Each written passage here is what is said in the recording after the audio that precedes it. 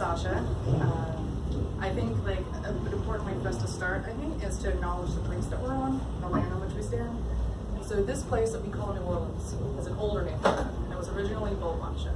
And that name in Chada translates to the place of many languages. And so this place has always been diverse. It's always been, it was a ceremonial ground, it was a trading zone. There were always people of many different tribes here. And those people have histories and they have names, and those people are still here. And so some of those people would be like the Homa and the Chitamacha, the Bayagula and the Ishak. And I think it's important that we give them honor in their place. Okay, so the mark of colonialism has bore deep scars into the bodies and the lives of LGBT people all around the world. Homophobia and transphobia have had unfathomable impacts on our people's lives and have been used as a tool to divide the working class and keep them fighting for their own liberation.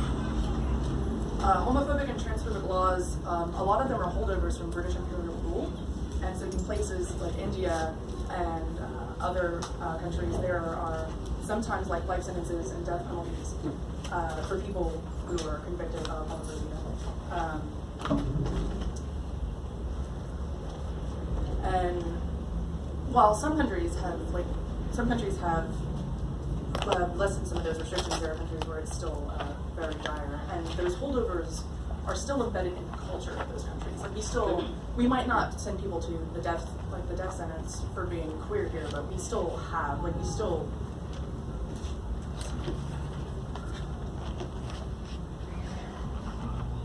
actually I said that first, I'm just gonna what was responsible for the imposition of present day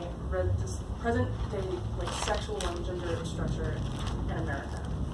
And this I want to quote from Transgender Warriors, and Leslie Feinberg quotes Edmund Nami, trans artist and poet Christos. The real word is colonization and what it has done to the world. Patriarchy is a tool of colonization and exploitation of people and their lands for wealthy white people. The two-spirit tradition was suppressed, they explain, like all native spirituality. It underwent a tremendous time of suppression, so there's gaps. But we continued on with our spiritual traditions. We are still attached to this land and to the place of our ancestors and managed to protect our spiritual traditions and our languages. We've always been at war. Despite everything, incredible onslaughts that even continue now, we have continued and we have survived. So at least for indigenous people, we have the concepts of what we would call gender don't categorize people solely by their sexual characteristics or physical characteristics. But it's rather it's a mental and emotional aspect. It's difficult to talk about these concepts in the English language because the language itself, concepts like gender and identity and sexuality, from an indigenous perspective, they don't really fit into the nature of the English language. The words don't really work. The only best way to explain them would be to use the language of those vocabularies themselves from those peoples.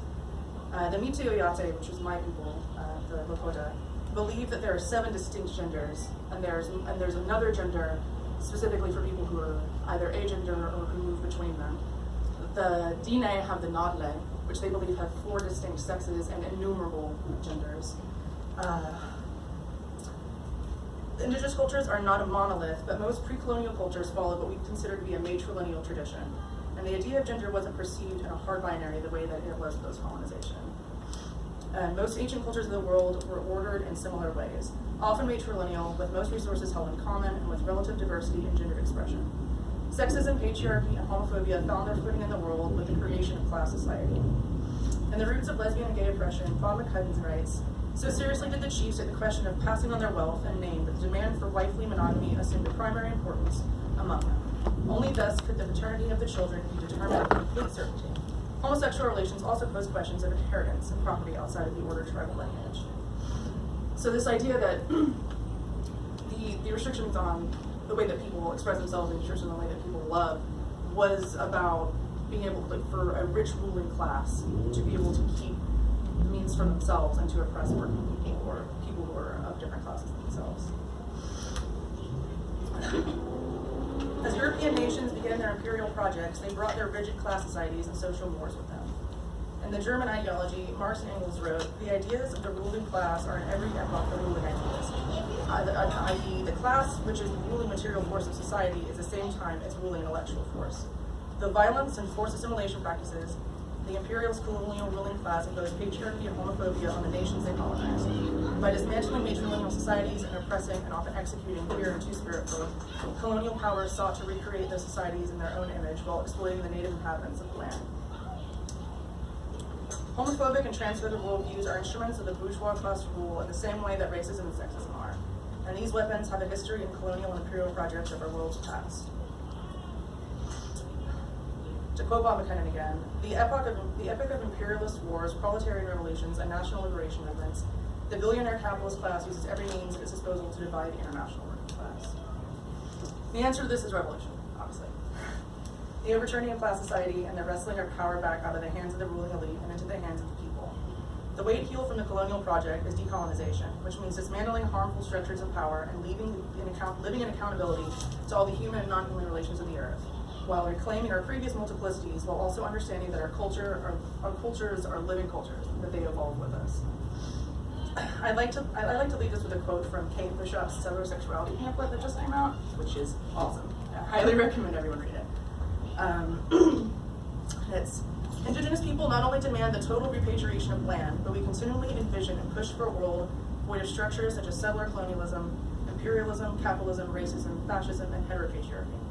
Decolonization involves reclaiming previous ways of living, horizontal leadership, collectivism, and recognition of universal relations, and pushing such lifeways into practice and action in order to develop a sustainable future. It's not all about the past, it's about what we want for our communities in the years to come. So.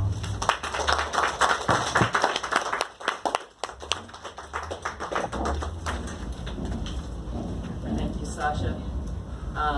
Up next, we have another member of the workers group, Jennifer, who's going to talk a little bit about more recent history of